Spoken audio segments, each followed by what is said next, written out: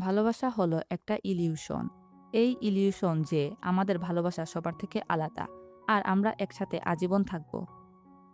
শুরুতেই একটা লাইন আসে, যারা ভালোবাসে আর ভালোবাসার জন্য তৈরি হয়েছে তাদের জন্যই এই গল্প। মুভির শুরু হয় ইয়ংরকের মা বাবাকে দিয়ে, যারা একসময় ভালোবেসে বিয়ে করেছিল। কিন্তু প্রেজেন্টে তার বাবা অনেক ফেমাস একজন অ্যাক্টর হয়ে উঠে আর তার মাকে আর তাকে দুনিয়ার সামনে থেকে লুকিয়ে রেখেছে যাতে তার রেপুটেশন ভালো থাকে।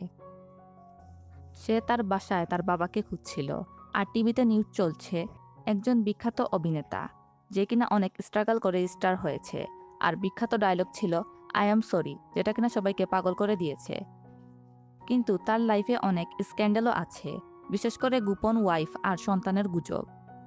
কিন্তু খবরের রিপোর্টার বলছিল যে প্রেজেন্টে সে ঘোষণা করেছে যে সে ধনী পরিবারের এক মেয়েকে বিয়ে করতে যাচ্ছে। এসব দেখে তার মায়ের অবস্থা অনেক বেশি খারাপ ছিল। সে তার মাকে দেখতো আর লুকে লুকে বলতো যে মা, ভুলেও মরার কথা চিন্তা করিও না, আর আমার জন্য জীবিত থেকো না, না হয় নিজেকে বোঝা মনে হবে। তারপর সিন চেঞ্জ হয়, আমরা দেখি মেইন লিড ইয়ংরক, যে কিনা এখন বড় হয়ে গিয়েছে, যে কিনা প্রেজেন্টে একটি ডিপার্টমেন্ট স্টোরে ট্রাফিক অ্যাটেন্ডেন্ট হিসাবে পার্ট টাইম কাজ শুরু করে। কাজের প্রথম দিনগুলোতে খিটখিটে কাস্টমারদের বকা খেতে হয় তাকে, আর এতে সে লজ্জিত ও ক্লান্ত বোধ করে। তারপর আমরা দেখি ইয়ংরক রেস্ট নিচ্ছিল। তখন ইউহান নামে এক ছেলে সেখানে আসে, সেও সেখানে কাজ করত। ইউহান লক্ষ্য করে যে ইয়ংরক একটি ডেভিড বই লেখা টি শার্ট পরেছে এবং সহজভাবে বলে যে তারা বন্ধু হতে পারে। দুপুরের খাবারের সময় কয়েকজন সুন্দরী luxury sales women staff canteen দিয়ে হাঁটছিল আর সবাই তাদের দিকে তাকিয়ে থাকে। ইউহান আত্মবিশ্বাসের সাথে তাদের বিপরীতে বসে এবং ইয়ংরককেও তার নতুন বন্ধু হিসাবে পরিচয় করিয়ে দেয়। এরপর সে মেয়েদের জিজ্ঞাসা করে কাজ শেষে তারা ক্লাবিংয়ে যাবে কিনা। মেয়েরা রাজি হয়ে যায়, তবে শর্ত দেয় যে ইউহানকে খরচ করতে হবে। কিন্তু ইয়ংরক ঠান্ডাভাবে তাদের সাথে যেতে অস্বীকার করে, কারণ সে বলে তাকে বাড়ি গিয়ে তার বিড়ালকে খাবার দিতে হবে।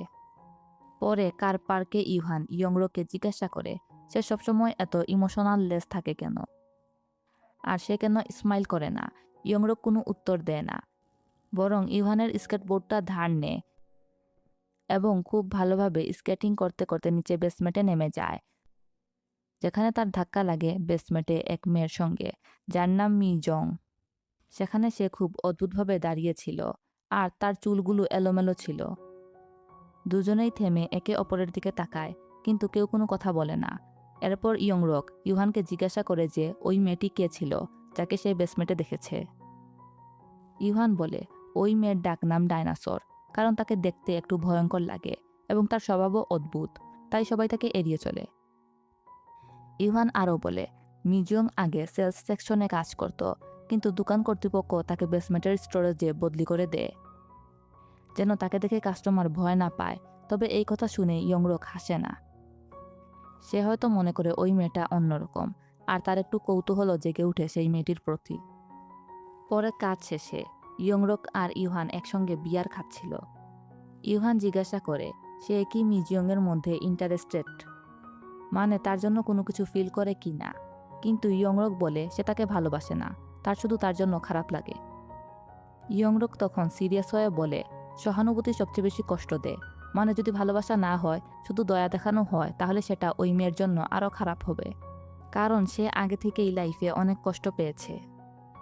তারপর আমরা আবার তাদের ওয়ার্কিং লাইফ দেখি, যেখানে ওই মেয়েটিকে সবাই ডাইনোসর বলে মজা করছে আর তার উপর সব কাজ ইচ্ছা করে চাপিয়ে দেওয়া হয়। সে কাউকে নাও করতে পারে না, সবাইকে সাহায্যও করে। ইয়ংরক সেটা লক্ষ্য করে। এক মুহূর্তের জন্য সে দ্বিধায় পড়ে যায়, কারণ তার মনে পড়ে যে ইউহানের সেই সতর্কবাণী করুণা থেকে ভালো ব্যবহার না করতে। কিন্তু শেষ পর্যন্ত সে এগিয়ে গিয়ে তাকে সাহায্য করে। দুইজনে মিলে একটি ইভেন্টের জন্য হুডি ব্যাগগুলো বহন করে নিয়ে যায় এবং শেষ পর্যন্ত তারা একটি বিলাসবহুল মিউজিক কনসার্টে পৌঁছে যায়। ভিতরে ইয়ংরক হঠাৎ খেয়াল করে মিজিয়ং চুপচাপ পিয়ানো বাজানোর ভান করছে আর মন দিয়ে সুর তুলছে, মানে সে মিউজিকটাকে ফিল করছিল, যেন সে নিজেই সেই গভীর মিউজিকের সাথে মিশে যাচ্ছে। যখন মিজিয়ং ইয়ংরুকে খেয়াল করে, তখন সে লজ্জা পায় না, বরং সে বলে এই সুরটির নাম পাবান, যা ইউরোপীয় যুগের ধীরগতির এক ধরনের নাচের প্রতীক। তারা দুইজন সেখানে নীরবে দাঁড়িয়ে একসঙ্গে সেই সঙ্গীত উপভোগ করতে থাকে। পরে তারা একসাথে হাঁটতে হাঁটতে ফিরে যাচ্ছিল। তখন মিজিয়ং স্বীকার করে যে ইয়ংরক প্রথম মানুষ যে তার সাথে ভালো ব্যবহার করেছে। এরপর সে নিজের পরিচয় ঠিকভাবে দেয়। কিন্তু তখনই তাদের ওয়ার্কপ্লেসের সুন্দরী মেয়ে সারা সেখান দিয়ে হেঁটে যায় আর গিয়ংরুকের সামনে এসে দাঁড়ায়। মিজিয়ং তখন একটু সরে যায় আর আনকমফোর্টেবল ফিল করে, আর সে অজুহাত দিয়ে সেখান থেকে দৌড়ে চলে যায়, যেন সে চায় না কেউ তাকে ইয়ংরকের খুব কাছে দাঁড়িয়ে থাকতে দেখুক। তারপর সেই রাতে ইয়ংরক অন্যদের সাথে ক্লাবে গেলেও তার মন বারবার মিজিয়ংয়ের কথাই ভাবতে থাকে। ক্লাবে সেই সুন্দরী মেয়ে সারা তার সঙ্গে ফ্লার্ট করার চেষ্টা করে, কিন্তু ইয়ংরক তেমন একটা সাড়া দেয় না, কারণ তার কোনো আগ্রহই ছিল না। তার কাছে ক্লাবের সেই আনন্দ উচ্ছ্বাস ফাঁকা মনে হয়। পরের দিন মিজিয়ং তাকে বলে তার প্রিয় ধরনের গান কি, মানে সে কোন গানগুলো শুনে, আর একটা রেডিও চ্যানেলের নাম বলে। এরপর থেকে ইয়ংরকও সেই চ্যানেল থেকে গান শুনতে শুরু করে। দুপুরের খাবারের সময় ইয়ংরক মিজিয়ংয়ের সাথে বসে খাওয়ার সিদ্ধান্ত নেয়, আর সেটা সবাই লক্ষ্য করে, যার কারণে মিজিয়ং কিছুটা আনকমফোর্টেবল হয়ে যায়, কারণ এত সুন্দর ছেলে তার সামনে এসে বসেছে, যেখানে বাকিরা তাকে তুচ্ছ বলে ইগনোর করছিল। ইয়ংরক মিজিয়ংয়ের লাঞ্চ একটু দেখতে চায়, মানে তার মধ্যে ইন্টারেস্ট দেখাচ্ছিল। তখন মিজিয়ং দ্রুত তার খাবারগুলো গুছিয়ে ফেলে, কারণ সে ইয়ংরককে অপছন্দ করে না, বরং সে চায় না তার সাথে বসার কারণে ইয়ংরককে নিয়ে কথা বলা হোক। তারপর আমরা দেখি সেই রাতে ইয়ংরক একটি বারে বসেছিল। হঠাৎ সেখানে মিজিয়ং এসে দাঁড়ায়, আর তার পিছনে ইউহান ছিল। গিয়ংরক কিছুটা অবাক হয়ে যায়। পরে বোঝা যায় ইউহান ইচ্ছা করেই তাকে নিয়ে এসেছে, কারণ সে জানে গিয়ংরক মিজিয়ংয়ের প্রতি আগ্রহী। একদিন পুরো গ্রুপ একসঙ্গে ডিনারে যায়। তখন মেয়েরা মনে করে গিয়ংরক আর মিজিয়ং কাজিন, কারণ ইউহান তাদের বলেছিল। তখন সেখানে একটি মেয়ে মজা করে গিয়ংরককে বলে সে সিক্রেটলি কোনো মেয়ের সঙ্গে ডেটে আছে কিনা, যদি থাকে তাহলে সে কে। ইয়ংরক নিজের অজান্তে অনেক বেশি আউট অফ কন্ট্রোল হয়ে যায় আর বলে সেই মেয়েটি অনেক সুন্দর, বুদ্ধিমান এবং তার আগের দেখা মেয়েদের থেকে আলাদা। সে আরও বলে সেই মেয়েটি তাকে যেভাবে অনুভব করায় সেটা তার খুবই ভালো লাগে। এসব শুনে মিজিয়ং অনেকটা আনকমফোর্টেবল হয়ে যায়, কারণ সে বুঝতে পারে গিয়ংরক আসলে তার কথাই বলছে। কিন্তু সেখানে গিয়ংরক আর কিছু বলার আগেই ইউহান হঠাৎ করে তাকে কিস করে বসে, তাকে চুপ করানোর জন্য। তারপর মজা করে এমন ভান করে যে তারা দুইজন ডেট করছে। এটা আসলে পরিস্থিতি সামলানোর জন্য এক ধরনের রসিকতা। তারপর আমরা দেখি বাইরে মিজিয়ং এসব কিছুর জন্য অনেক বেশি কষ্ট পায়। সে বলে এই চাকরিটা তার খুবই দরকার, আর সে কোনোভাবে গসিপের কেন্দ্রবিন্দু হতে পারবে না। গিয়ংরক তাকে শান্ত করার চেষ্টা করে এবং বলে সে যেন সবসময় মাথা নিচু করে না থাকে, কারণ সে কোনো ভুল করেনি। সে তাকে বাড়ি পৌঁছে দেওয়ার প্রস্তাব দেয়, কিন্তু মিজিয়ং ভদ্রভাবে সেটা রিজেক্ট করে এবং একাই তাড়াতাড়ি চলে যায়। পরের সকালে মিজিয়ং কাজে আসে না, আর গিয়ংরক সাথে সাথেই চিন্তিত হয়ে পড়ে। ইউহান বারবার তার কাছে থাকার চেষ্টা করে, কিন্তু ইয়ংরক তাকে দূরে সরিয়ে দেয়। এতে ইউহান বিরক্ত হয়ে যায় এবং বলে গিয়ংরকের উচিত অন্য মানুষের প্রতিও একটু যত্ন নেওয়া শেখা। সেই রাতে ইয়ংরক বারবার মিজিয়ংয়ের কথাই ভাবতে থাকে, কিন্তু হঠাৎ সে টিভিতে তার বাবাকে দেখতে পায়, যে কিনা তার নতুন জীবন আর মেয়ের সঙ্গে হাসি মুখে ছিল। এটা দেখেই তার পুরনো সব রাগ আর কষ্ট আবার ফিরে আসে, আর সে ভেঙে পড়ে কাঁদতে থাকে। ঠিক তখনই হঠাৎ মিজিয়ংয়ের ফোন আসে। তার কণ্ঠ শুনে ইয়ংরক অবাক হয়ে যায়। মিজিয়ং বলে তাকে কিছু কাজ করার জন্য শহরে যেতে হয়েছিল, তাই আগে জানাতে না পারায় সে দুঃখিত। যখন সে ইয়ংরকের কান্নার শব্দ শুনতে পায়, তখন সে তাড়াতাড়ি তার সঙ্গে দেখা করার জন্য চলে আসে। সে অনেক দৌড়ে দৌড়ে আসে। ব্যাকগ্রাউন্ডে আমরা শুনি যে তুমি দৌড়ে দৌড়ে না এসে হেঁটে হেঁটেও আসতে পারতে। গিয়ংরকের অনেক বেশি ভালো লাগে, কারণ কেউ সত্যি তার জন্য এসেছে। তারপর তারা দুইজন বসে নাস্তা খেতে খেতে সারা রাত কথা বলতে থাকে। কথা বলতে বলতে কখন যে সকাল হয়ে যায় তারা টেরই পায় না। এরপর তারা দুইজন পাশাপাশি বসেই দিনের প্রথম ট্রেন ধরে। একদিন বিকেলে ইয়ংরক ওয়াকিটকির মাধ্যমে মিজিয়ংকে বলে যে এত বড় পৃথিবীতে সে সবসময় মনে করত মানুষ আসলে আন্তরিক নয়, কিন্তু মিজিয়ং তাকে সেই ফিল করিয়েছে। তার সঙ্গে দেখা করার পর প্রথমবারের মতো তার মনে হয়েছে যে সত্যিকারের একজন মানুষকে পেয়েছে। কোনো চিন্তা ভাবনা না করেই সে তার মনের অনুভূতির কথা তাকে বলে ফেলে, কিন্তু সে বুঝতে পারে না যে ওয়াকিটকির চ্যানেল খোলা আছে এবং অফিসের অন্য স্টাফরাও সব শুনছে। মিজিয়ং প্রথমে অবাক হয়ে যায় এবং কি বলবে বুঝতে পারে না, কিন্তু কিছুক্ষণ পর সে চুপচাপ স্বীকার করে যে সেও ইয়ংরককে পছন্দ করে। বাকিরা যারা শুনছিল তারাও অনেক বেশি খুশি হয়ে যায়, কিন্তু অফিসে তাদের নিয়ে অনেক গসিপ শুরু হয়ে যায়। একদিন সারা মিজিয়ংকে একা পেয়ে ডিস্টার্ব করে বলে যে এখন যেহেতু সে ডেট করছে তাই তার মেকআপ করা উচিত। সাধারণত মিজিয়ং চুপ করে থাকতো, কিন্তু এবার সে প্রতিবাদ করে। সে বলে অন্যদের বিরক্ত করা বন্ধ করা উচিত, আর নিজেকে এতটা স্পেশাল ভাবাও ঠিক না। তারপর মিজিয়ং ইয়ংরকের সঙ্গে বাড়ি ফেরে। ইয়ংরক বারবার ক্ষমা চাইতে থাকে, কারণ তার মনে হয় সে মিজিয়ংকে সবার সামনে অস্বস্তিকর পরিস্থিতিতে ফেলেছে। তখন মিজিয়ং বলে সে এর চেয়েও খারাপ পরিস্থিতির মধ্য দিয়ে গিয়েছে। তার পরিবারের অনেক ঋণ আছে, বেশিরভাগ মানুষই শুধু টাকা চাইতে তার সঙ্গে যোগাযোগ করে, আসলে তার খোঁজ নেওয়ার জন্য নয়। আর এই কারণেই সে মোবাইল ব্যবহার করা বন্ধ করে দিয়েছে। তারপর আমরা দেখি মিজিয়ং ইয়ংরককে নিয়ে ব্যাডমিন্টন খেলছিল। ইয়ংরক নিজের সেরাটা দেওয়ার চেষ্টা করে, কিন্তু অবাক করার মতোভাবে মিজিয়ংও খুব ভালো খেলে এবং সহজেই তাকে হারিয়ে দেয়। তারা একে অপরকে সত্যি ভালোবাসত, আর তাই সূর্যাস্তের দিকে ছুটে গেল। সত্যি নাকি? সে স্মাইল করে।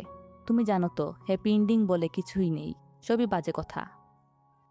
ক্লাবের মালিক বলে, কি বলছো তুমি? ইভান বলে, সিন্ড্রেলার গল্প আমরা সবাই তো শুনেছি, যেখানে সে তার প্রিন্সেসকে বিয়ে করে এবং শান্তিতে জীবনযাপন করে। আসলে সব ভুলভাল গল্পই আমাদের শোনানো হয়েছে। সিন্ড্রেলার শেষটা কোনো ডিজনির গল্প না।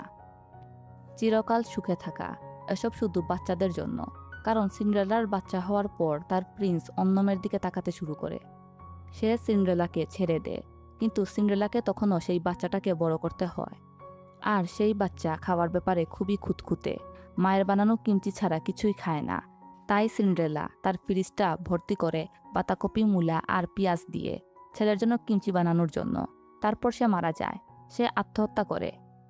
কিন্তু অদ্ভুত ব্যাপার হলো ছেলেটা একদমই কাঁদে না। মায়ের ফিউনারেলের পর সে বাড়ি ফিরে, মা নেই, তবুও সে কাঁদে না। কিন্তু যখন সে ফ্রিজে রাখা মায়ের জমানো সব খাবার ফেলে দেয়, তখন চারদিক অন্ধকার হয়ে যায়, শুধু ফ্রিজের আলোটা জ্বলতে থাকে। আমরা দেখি সেই আলোতে তাকিয়ে থেকে ইভানের অনুভূতি বের হয়ে আসছিল। সে বলতেই যাচ্ছিল যে সেই ছেলেটা সে নিজেই, কিন্তু এর আগেই দোকানের মালিক তাকে আটকে দেয়। সে তার কষ্ট আর ভালোভাবে প্রকাশ করতে পারে না এবং নিজের মধ্যেই রেখে দেয়। তারপর আমরা দেখি সময়ের সাথে সাথে ইয়ংরক তার নাচের স্বপ্নটাকে আরও বেশি গুরুত্ব দেওয়া শুরু করে। সে বেশি বেশি প্র্যাকটিস করতে থাকে এবং কলেজেও ভর্তি হওয়ার প্রস্তুতি নেয়। ইয়ংরক আর মিজিয়ং একদিন ঠিক মতো একটি ডেটে যায়, একটি অ্যামিউজমেন্ট পার্কে, সেখানে তারা সাধারণ তরুণ তরুণীদের মতো সহজভাবে সময় কাটানোর চেষ্টা করে। এদিকে ইভান ধীরে ধীরে একাকী অনুভব করা শুরু করে। নিজের জন্মদিনে সে একা একাই একটি থিম পার্কে যায়। সে এমনভাবে আচরণ করে যেন এতে তার কোনো কিছু আসে যায় না, কিন্তু আসলে বিষয়টা তাকে কষ্ট দিচ্ছিল। আমরা দেখি ইউহান স্বীকার করে বলে যে সে আগে বিয়ে করেছিল, কিন্তু এখন তার ডিভোর্স হয়ে গেছে। তার বাবা সবসময় তাকে আবার বিয়ে করার জন্য চাপ দেয় এবং প্রায়ই বিভিন্ন মেয়েদের সঙ্গে পরিচয় করিয়ে দিতে চায়। সে আরও বলে এই কারণে একসময় সে মিজিয়ংকে বলেছিল যেন তার গার্লফ্রেন্ড সেজে যায়। সে দেখতে আগলি ছিল, যার কারণে তার পরিবার হয়তোবা মানবে না। আর সে আজও এই বিষয়ে অনুতপ্ত ফিল করে, কারণ ইয়ংরক তার জীবনে এসেছে, যে কিনা মিজিয়ংকে সত্যিকারের ভালোবেসেছে। এটা দেখে ইভান নিজের আচরণের জন্য লজ্জা অনুভব করে। ঠিক তখনই ইয়ংরক আর মিজিয়ং বারে এসে হাজির হয় ইভানের জন্মদিন উদযাপন করতে। এটা দেখে ইভান অনেক বেশি ইমোশনাল হয়ে পড়ে, কারণ সে বুঝতে পারে এখন এমন কিছু মানুষ আছে যারা সত্যি তার খেয়াল রাখে। একসাথে ড্রিঙ্কস করতে করতে ইভান নিজের স্বপ্নের কথাও বলে। সে বলে সে উপন্যাস লিখতে চায়, একটি ব্যান্ডে গান বাজাতে চায়, এমনকি হয়তো একদিন বিশ্ব ভ্রমণও করতে চায়। মিজিয়ং বলে তার স্বপ্ন অনেক সহজ, সে শুধু একদিন একজন দারুণ দাদি হতে চায়। এরপর ইয়ংরক আবার বলে তার স্বপ্ন এখনও আইসল্যান্ডে যাওয়া আর অরোরা দেখা। সে আশা করে যে একদিন মিনজিওকে নিয়ে সে সেখানে যেতে পারবে। তারপর কিছুদিন পর ইয়ংরক জানতে পারে যে সে একটি ডান্সের কলেজে ভর্তি হওয়ার সুযোগ পেয়েছে, কিন্তু সেটি অন্য শহরে। ইভান তাকে বলে এর মানে হলো সবকিছু বদলে যাবে, কারণ তারা আগের মতো আর ঘন ঘন দেখা করতে পারবে না। তবে গিয়ংরক তাকে প্রমিস দেয় যে সে মাঝে মাঝে তাকে ভিজিট করবে। পরের দিন আমরা একটি সিন দেখি। 3জন মহিলা ইভানকে ঘিরে ধরে আর জিজ্ঞাসা করে সে কেন এই ডিপার্টমেন্ট স্টোরে কাজ করছে। তখন আমরা একটি সত্য জানতে পারি, আসলে ইভান হলো এই কোম্পানির চেয়ারম্যানের ছেলে। কিন্তু তার মা ছিল চেয়ারম্যানের শুধু লাভার, মানে হয়তোবা সে তার নাজায়েজ ছেলে। আর বর্তমানে চেয়ারম্যানের বৈধ পরিবার তাকে সমস্যা মনে করে এবং তাকে পরিবার থেকে দূরে সরিয়ে দিতে চায়। ইভান এই চাকরি টাকার জন্য নেয়নি, সে এই কাজ নিয়েছিল শুধু তার বাবার কাছাকাছি থাকতে। তার জীবনে তার বাবার অ্যাটেনশন পাওয়াই ছিল তার অন্যতম ইচ্ছা। সেই রাতে ইভানের মন অনেক বেশি খারাপ হয়ে যায় এবং সে গিয়ংরককে ফোন করার চেষ্টা করে, কিন্তু ইয়ংরক তার ডান্স ক্লাসে ব্যস্ত ছিল, তাই ফোনটা ধরতে পারে না। এরপর আমরা দেখি ইভান একের পর এক অন্য বন্ধুদের ফোন করতে থাকে, আশা করে কেউ তার সঙ্গে বাইরে যাবে, একটু কথা বলবে, কিন্তু সবাই বিজনেস দেখিয়ে তার কল কেটে দেয়। এমনকি অনেকে তো তাকে মনেও রাখতে পারেনি। শেষ পর্যন্ত সে একাই সেই বারে যায়। সেখানে গিয়ে সে বারের মালিককে তার সাথে একটু ড্রিঙ্কস করার জন্য বলে, কিন্তু মালিক রাজি হয় না, কারণ সে বলে অনেক রাত হয়ে গিয়েছে আর সে সবকিছু গুছিয়ে কালকের জন্য প্রিপারেশন নিচ্ছে। ইভানও একটু খুশি হয়ে বলে ঠিক আছে, কালকে দেখা হবে, আর সেখান থেকে চলে যায়। কিন্তু তার ভিতরের শূন্যতা যেন আরো ভারী হয়ে ওঠে। গভীর হতাশায় সে নিজেকে মারার চেষ্টা করে, ঘুমের ওষুধের সঙ্গে মদ মিশিয়ে খেয়ে ফেলে। আসলে নিত্যদিনে হাসি খুশি থাকা মানুষগুলো দিন শেষে এমন কাউকে চায় যে তাদের শুনুক। আর প্রত্যেকের জীবনে এরকম একটা পর্যায়ে আসে যেখানে মনে হয় তাদের জীবন অর্থহীন। কিন্তু মানুষের উচিত জীবনে প্রত্যেকটা মুহূর্তে কোনো একটা কারণ খুঁজে বের করা বাঁচার জন্য। তার কন্ডিশন অনেক বেশি খারাপ ছিল, তাকে দ্রুত হসপিটালে নিয়ে যাওয়া হয়। পরের দিন পুরো ডিপার্টমেন্ট স্টোরে এই ঘটনা নিয়ে গসিপ শুরু হয়ে যায়, সবাই তার অতীত নিয়ে কথা বলতে থাকে। তার মা চেয়ারম্যানের অবৈধ ওয়াইফ ছিলেন, আর সে দীর্ঘদিন ধরে ডিপ্রেশনের সঙ্গে লড়াই করছিল। আর এর আগেও সে কয়েকবার তার হাতের রগ কেটেছে, যার কারণে সে সবসময় তার হাতে একটি ব্রেসলাইট পরে রাখত, যাতে করে কাটার দাগ দেখা না যায়। মিজিয়ং এসব কথা শুনে হঠাৎ একটি ফুলদানি মাটিতে আছড়ে ফেলে আর সবাই স্তব্ধ হয়ে যায়। তারপর সে গিয়ংরককে নিয়ে সরাসরি হসপিটালে যায়। ইউহান বেঁচে যায়, কিন্তু তার বডি কোনো রেসপন্সই করছিল না। মিজিয়ং যখন তাকে এই অবস্থায় দেখে তখন সে কান্নায় ভেঙে পড়ে এবং তার কান্না থামাতে পারছিল না। আসলে একটা মানুষ সবসময় তাদের সঙ্গে হাসি খুশি থাকতো, অন্যকে মোটিভেশন দিত, হাসার জন্য বলতো। তার এরকম অবস্থা স্বাভাবিক অর্থে মেনে নেওয়া অনেক কষ্টের। গিয়ংরকের মধ্যেও অনেকটা খারাপ লাগা কাজ করে, কারণ সে হয়তো সেই দিন যদি তার কল ধরে নিত, হয়তোবা এরকম একটা ঘটনা নাও হতো। হসপিটাল থেকে তারা ট্রেন দিয়ে ফিরছিল। আমরা দেখি ট্রেনের মধ্যে মিজিয়ং কান্না করা শুরু করে, আর তার কান্না যেন কোনোভাবেই কন্ট্রোল হচ্ছিল না। গিয়ংরকও বুঝতে পারছিল না, সিচুয়েশন অনেকটা বেশি অকওয়ার্ড হয়ে গিয়েছিল। তখন সে বিরক্ত হয়ে মিজিয়ংকে এত নাটক করতে না বলে। এতে তাদের মধ্যে একটা ডিসকানেকশন তৈরি হয়, তারা আলাদা হয়ে যায়। আমরা দেখি নেক্সট ট্রেনে গিয়ংরক নিজেই একা ট্রেনে উঠে যায়, মিজিয়ং তার পিছনে আসে না, সেও তাকে আসার জন্য বলে না। পরে গিয়ংরক ক্ষমা চাইলেও সেই কষ্টের চাপ থেকে যায়। তারপর কয়েক মাস কেটে যায়। গিয়ংরক তার জীবন এবং ডান্স ট্রেনিং চালিয়ে যেতে থাকে, আর মিজিয়ং ডিপার্টমেন্ট স্টোরে কাজ করতে থাকে। তবুও তারা প্রতিদিন যোগাযোগ রাখে। একদিন গিয়ংরক মিজিয়ংয়ের সঙ্গে দেখা করতে বলে, কারণ সে তাকে তার কলেজের ফ্রেন্ডদের সঙ্গে পরিচয় করিয়ে দিতে চায়। মিজিয়ং অনেকটা নার্ভাস হয়ে পড়ে, সে চিন্তা করে যদি সে গিয়ংরককে লজ্জায় ফেলে দেয়। তাই সে একটু সুন্দরভাবে সাজে, এমনকি একটি পুরো ব্যাগ ভর্তি মেকআপ কিনে আনে, যেন তাকে একটু গ্রহণযোগ্য দেখায়। যখন সে সেখানে পৌঁছায় তখন দেখে গিয়ংরক তার ফ্রেন্ডদের সঙ্গে হাসছিল এবং খুব সহজেই তাদের সঙ্গে মিশে গেছে। এটা দেখে মিজিয়ং খুবই খুশি হয়, কিন্তু একই সাথে তার মনে হয় সে যেন গিয়ংরকের নতুন পৃথিবীর বাইরে দাঁড়িয়ে আছে। এরপর সে গিয়ংরককে তার অ্যাপার্টমেন্টে পৌঁছে দেয়। সেখানে সে ইঙ্গিত দেয় যে সে বাসার ভিতরে রামেন খেতে চায়, আসলে একটু বেশি সময় থাকার অজুহাত হিসাবে। কিন্তু গিয়ংরক বলে যে তার কাছে শুধু চা আছে। এই কথায় মিজিয়ং বুঝতে পারে তাকে ক্লিয়ারলি রিজেক্ট করা হয়েছে, তাই সে আর না থেকে সেখান থেকে চলে যাওয়ার সিদ্ধান্ত নেয়। গিয়ংরক বুঝতে পারে না সেই মুহূর্তে তাকে থামানো কতটা গুরুত্বপূর্ণ ছিল, তাই সে তাকে যেতে দেয় এবং নিজেও ভিতরে ফিরে যায়। কিন্তু এটাই ছিল তাদের শেষ মিটিং। পরে যখন গিয়ংরক তাকে খোঁজার জন্য তার বাসায় যায়, তখন জানতে পারে মিজিয়ং ইতিমধ্যে সেখান থেকে চলে গেছে। এর কিছুদিন পর মিজিয়ংয়ের কাছ থেকে একটি চিঠি আসে। চিঠিতে সে হঠাৎ করে চলে যাওয়ার জন্য ক্ষমা চায় এবং স্বীকার করে যে তার মনে অনেক গভীর একটি ক্ষত আছে। ছোটবেলা থেকেই মানুষ তাকে এড়িয়ে চলত এবং এমনভাবে আচরণ করত যেন তার কোনো অস্তিত্বই নেই। তাই সে চুপচাপ সেই জীবন কাটাতে শিখে গিয়েছিল। তারপর তার দেখা হয় গিয়ংরকের সঙ্গে। প্রথমবারের মতো কেউ তাকে সেই অন্ধকার থেকে বের করে আনে এবং তাকে অনুভব করায় যে সে অন্যরকম জীবনও পেতে পারে। কিন্তু যতই সে গিয়ংরককে ভালোবাসতে থাকে, ততই তার ভয় বাড়তে থাকে।